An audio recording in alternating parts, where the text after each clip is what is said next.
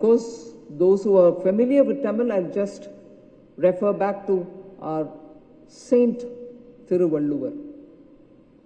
As the change rises or as the change comes, so does the lotus bloom from above it. Vellattanaya malar neetam, mandartham ullattanayadu uyarvu. That lotus somehow from the clay and the water as it rises would still push it up and bloom above. So the challenges that we're facing today may rise, keep rising and also make it even more murkier. But it is our enterprise which allows us to bloom above that level, and it is that boundary-less entrepreneurship about which you're going to be talking today. And so the convergence points from the point of view of today's economy, which I'd like to highlight to you, which I'm sure you know, but still I would like to keep the context.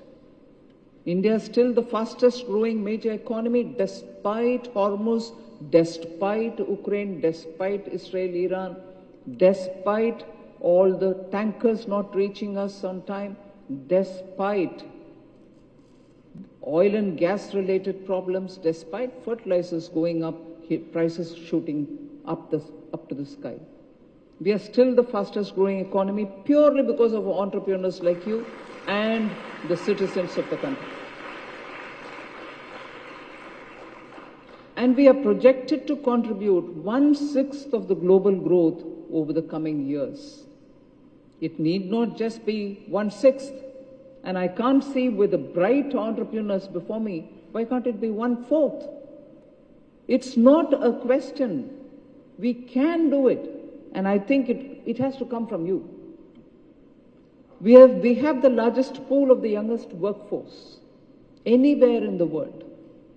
More than 2.4 lakh DPIIT recognized startups created over 23 lakh jobs in this country. And that is the third largest ecosystem for startups. We also have 2,100 global capability centers. Only last week did we have a meet. Chandrajit was there. We were talking about more global capability centers, going now to tier 2 and tier 3 cities, no more just in the metropolitan. And our digital public infrastructure has become an international benchmark. The UPI processes more than 20 billion transactions every month. Look at the activity. Transactions are happening, and digital transactions alone are 20 billion per month from us, from India.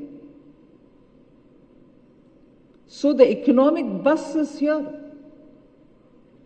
So new opportunities are coming for ambitious Indians, entrepreneurial Indians. But the barriers that once separated talent from opportunity are steadily diminishing. Geography, of course, still matters, but imagination matters far more. Imagination to exploit the available technology in your favor.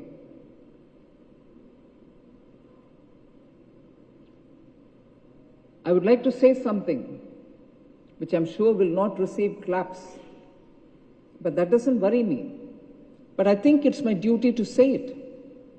And at least Chandrajit will agree with me, if not the others. This generation must overcome hesitation, must overcome that little hesitation to take risk. And I say this because you're far more well endowed, well equipped. The world is a lot more transparent and open. You can access information, and so you can access resources as well. India, at least 30 years ago, was not similarly placed. You had to go seek information. You had to meet people. You had to go places. You had to contact people. And that was not direct. You didn't even know that they existed. You had to find ways to say, oh, there is this person who will be the ultimate word on my business. And then made your links and went about meeting, went about talking, went about identifying opportunities. Today, it's all available on your phone. Time saved, money saved, multitude of advice. So you already are well fitted. I'm not using just this one particular thing. I can tell you many more. India is electricity surplus. 30 years ago, you will search for that state which can give us some electricity, or you will probably be buying gadgets to store captive plants within your units. None of that worries you today. A telephone connection, this generation will not believe it. You had to seek an MP's recommendation to get a BSNL line in your house. I'm not giving you stories of hardship, but these are realities which India has overcome in the last 20, 30 years, and today everything is available at the press of a button. So this generation, I'm glad, is better equipped, better positioned to do the leapfrog. But are you ready? And what is stopping you? Where is the hesitation coming from? There is a hesitation, you can't deny that. So I want this entrepreneur gathering, which is talking about entrepreneurship beyond the boundaries, at a time when technology is at your call, to get over that hesitation. India is the place to be. India is the place to do business. And India is the place giving you a steady government, steady policy, certainty in taxation, and above all, an approachable government which responds to you. So what else? I was recently in France. The entrepreneurs there met me and said they would want to link with India's MSMEs. The ambassador, Indian ambassador in France, told me that, ma'am, we'll have to devise a way in which our entrepreneurs and French entrepreneurs can work together. You should be approaching, you young entrepreneurs, this particular organization, the YiFi, is it? YiFi, YiFi, should, I'm telling you, contact the Indian ambassador in France and say, get all the French entrepreneurs to come here, we are willing to meet them. You can say so many more things to them, and of course hear them.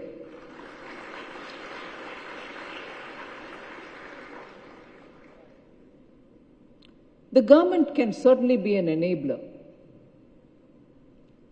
Since 2014, and I'm grateful for the leadership of Prime Minister Modi, he has sought to redefine the role of government openly in conversation with you, from being a controller of enterprises to becoming an enabler of enterprises. So through various steps, we've tried to keep that facilitator's role active, create an ecosystem where ideas have a good chance of succeeding. We have worked to build that environment, and through greater formalization, about which many of us have spoken, the digitization, I've just now mentioned about the UPI transactions. NPCI is taking all the QR codes from India also to many places. Eiffel Tower, you stand there, you can pay through our QR code. So greater formalization, simplifying procedures, digitization, regulatory reform have all made it easier for business to start, operate, and expand. There is an unprecedented investment, particularly from the public, from the government sector, in roads, in railways, ports, airports, logistics, and digital connectivity. And this has actually reduced distances. There are no borders between the states. The GST law has come. There is one nation, one tax, improved competitiveness, connected enterprises to national and global markets. So it is the time for businesses to come forward and take that risk to say, I'm going to build, I see a market potential. There are newer sectors for which government is giving the support, the sunrise sectors as we call them. Or look at the ways in which AI can be used to help dryland agriculture, processing of food. Now, from here straight, I'm going to a place in Virudhunagar district, which is an aspirational district. You know what an aspirational district is. Hadn't met the benchmark of being among the average performance in the state level. At the national level, we've identified all these districts, 114 to start with, and called them not backward, called them aspirational, made sure all the government schemes converged there, and they lifted them. Virudhunagar has done very well for it. Now, after 8 years of being an aspirational district, so is Ramanathapuram, the only 2 aspirational districts for Tamil Nadu. I'm going to Virudhunagar because I'm so happy to say this. SIDBI, the Small Industries Development Bank of India, has set up a unit. This is just one unit. They can't be setting up units themselves. They are only a refinancier for banks to help the MSMEs. But they've set up this unit in this aspirational district to process that famous Virudhunagar red chilies. Amazing work has been done in terms of the quality, in terms of the branding. They have started exporting as well. And in the process, the farmers of the area even have revived some of the traditional, lost in the market, varieties of rice. The red rice, the very nutrient-rich varieties, Mapalai Samba, Kauni, all these rice have been revived and they're beautifully packing it. I'm going to see that unit. So this government bringing in support mechanism is for everybody, MSMEs and even the slightly bigger units. Uncertainty is a business risk. Preserving entrepreneurial confidence because the government is an enabler, I think is a very important message. Even because of the tariff-related problems last year, we extended emergency credit liquidity guarantee scheme. And this one is the 5th edition of the ECGLS.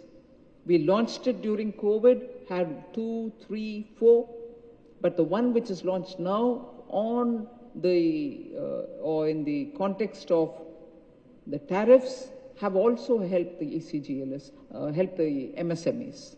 So with such schemes which are periodically designed and being brought before you, industry has nothing to worry, to wonder if the government is going to be supportive or not. We are supportive, we are tailor-making schemes to support industry. So I want you to come out and be ready to take up, widen your scope, contribute to the state in which you are present, make sure all of us put together take India to Vikasit Bharat 2047. So I believe the most significant boundary today are no longer geographical. Technology has made markets accessible. Capital is willing to flow freely across borders where good ideas exist. And knowledge is more widely available now. Like the way I said earlier, it's on your phone. So boundaries that remain are often those we impose for ourselves on ourselves.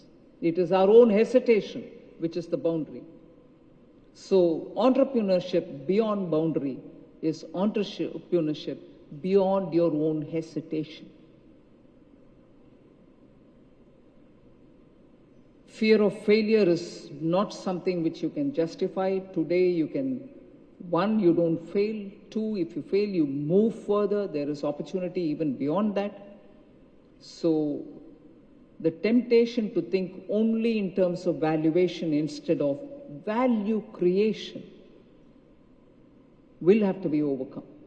So India needs entrepreneurs to aspire, continue creating values, companies that invest in research and development, create intellectual property, mentor future entrepreneurs, and earn trust over decades. Again, I'm tempted to go back to Thiruvalluvar. He's such a versatile, ancient, thinker, scholar. I'm talking of take efforts, come forward. It is your hesitation, you have to overcome. He says, it's not failure, it's the absence of effort, which is worrying. So what did he say? Muyarchi thiruvinai aakum. Muyatrinmai inmai puguthi vidum. So persistent effort is what is required to bring prosperity. But the absence of effort only brings in want, in the sense you will be sitting and wanting this, wanting that, and have nothing for yourselves. So don't let go the drive for making effort, seeing the result. I will have to refer again to Madurai before I conclude my speech. There is a famous ancient document called Madura Vijayam. It's a beautiful documentation of the history up to a certain period. In that, Madurai is destroyed and it has to be fought, it has to be won again. It records all that. Very many tragic instances happened where the temple was shut, worship was stopped, destruction all over. A millennia before that, there was destruction because of injustice met in the Kannagi Kovalan episode. Kannagi stands on one of the hillocks around here, Pasumalai, and she burns the whole town except for children, cow, and so on. Madurai revived after that. Similarly, due to the invasions which happened in the last 1,000 years or even more, Madurai again was defeated. It was thrashed down. But there was this king of Vijayanagara, Kumara Kampanna, as a person born in this town, as a person belonging to the state, and a person who strongly believes in reviving ourselves, re-energizing ourselves. I will have to leave this thought with you all. In Madura Vijayam, Ganga Devi, who's the wife of Kumara Kampanna. Kumara Kampanna is the Vijayanagara king. He comes to Tamil Nadu, he comes to Madurai. He restores Madurai. In this era, we need to remember these artificial lines of, oh, you are so and so, you're so and so, you're that, you're not a Tamil. Kumara Kampanna came to save Madurai. And his wife Ganga Devi did not look at it negatively or did not say, oh my God, this desperate city, it's already thrashed, it's down in ashes. Look at the way it is, the invasion has finished the city. She actually celebrates the renewal of its confidence and purpose. Ganga Devi saw Madurai in its true spirit.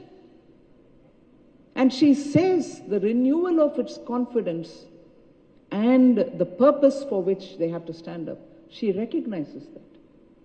I'm purposely quoting this because Madurai has always stood for that kind of enduring perseverance, pursuing further. No challenge can defeat us further. Someone or some others will be together with us and we'll grow. you young entrepreneurs in India today, where so much of effort is happening to lift India, where so much effort is happening to lift India from that kind of a disbelief. No, India cannot rise. Oh no, this is how we are. This is how we Indians are. We only believe in jugaad. We don't do much. No. Today, India is at a reckoning position. I was in France, I told you, there was an institution called ITER, I-T-E-R.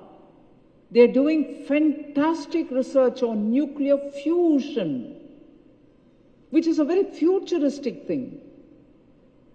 There are only 5 countries and whose flags are there saying they are the ones who are doing this experiment together. India's flag was there.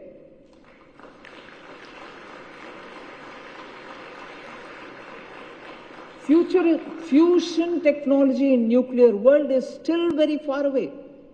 We didn't say, no, yeah, we won't be able to do, I mean, it's all right, somebody's doing it. No, we went and pitched there. We are involved there. L&T's engineers are working in giving those huge futuristic fusion technology related nuclear weapon, instruments. India is there.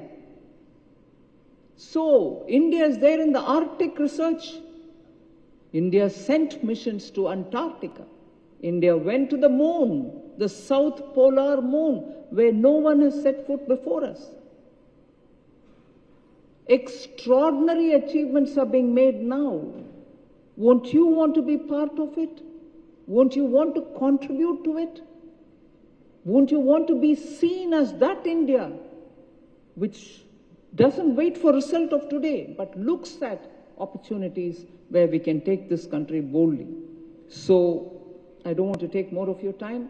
Build boldly, build responsibly, build for India, build for the world, but above all, build for generations which are yet to come.